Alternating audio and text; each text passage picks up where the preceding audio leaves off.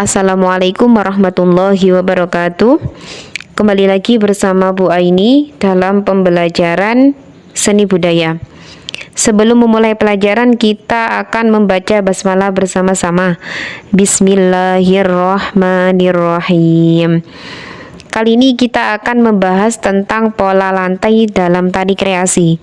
Sebenarnya di bab-bab sebelumnya Bu Aini pernah sedikit menyinggung ya tentang apa itu pola lantai. Anak-anak mungkin ada yang masih ingat? Baiklah, kita bahas dulu apa itu pola lantai. Pola lantai adalah garis atau formasi yang dibuat oleh penari saat melakukan gerakan tari. Pola lantai dapat digunakan untuk berpindah posisi, berotasi, dan menyelesaikan koreografi. Jadi gini, dalam sebuah tarian, seorang penari tidak hanya melakukan satu gerakan saja, namun banyak sekali gerakan yang mengharuskan mereka itu untuk berpindah posisi, berpindah koreografi, dan berpindah barisan. Nah, itulah yang dinamakan dengan pola lantai itu.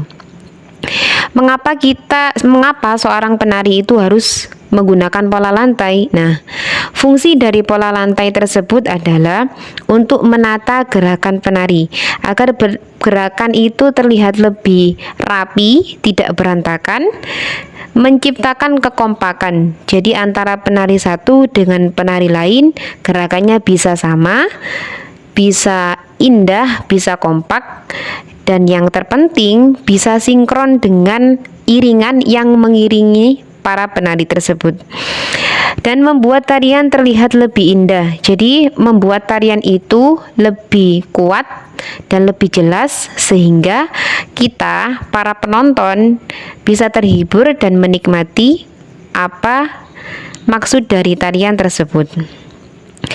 Ada beberapa jenis pola lantai, ada 5, yakni yang pertama adalah vertikal.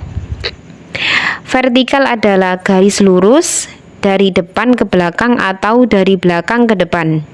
Itu dinamakan dengan pola lantai vertikal. Yang kedua ada pola lantai horizontal. Pola lantai horizontal adalah pola lantai garis lurus samping kanan dan lurus samping kiri.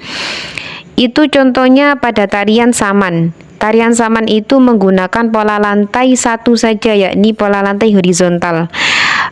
Cenderung pada tari saman ini gerakan lebih banyak pada tangan. Jadi pola lantai yang tercipta pada tari saman itu hanya satu, yakni horizontal. Dan yang ketiga adalah diagonal. Diagonal ini atau garis lurus miring. Jadi lurus miringnya ini dari pojok kanan ke pojok kiri, garis miring. Dan yang keempat adalah lingkaran. Pola lantai lingkaran ini biasa terdapat pada tarian kecak dari Bali. Tari kecak tersebut menggunakan pola lantai lingkaran yang mengelilingi penari di dalamnya. Dan yang kelima adalah pola lantai melengkung. Jadi tarian ini menggunakan pola lantai lengkung atau setengah lingkaran. Jadi kesimpulan yang dibawakan atau yang dijelaskan Bu Aini tadi, pola lantai dalam sebuah tarian itu tidak hanya satu jenis saja, ada beberapa jenis.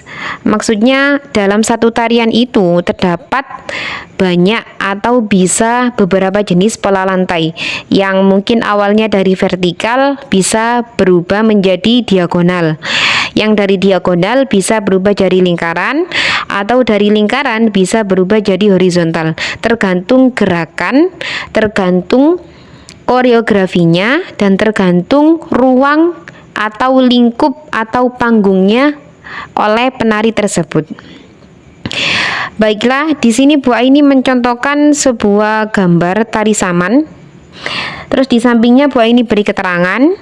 Yang pertama ada 5 penari menggunakan pola lantai horizontal. Yang tadi Bu Aini jelaskan bahwa horizontal itu lurus samping kanan kiri ya, pola lantai horizontal tari saman. Yang kedua, 2 penari membungkukkan badannya ke depan dan tangannya direntangkan agak ke depan. Dan yang ketiga, penari berdiri setengah badan dan tangannya direntangkan agak ke atas. Ini nanti tugasnya kalian ya. Tugas kalian Bu Aini memberikan gambar sebuah tari. Kalian beri keterangan seperti contoh Bu Aini ini tadi.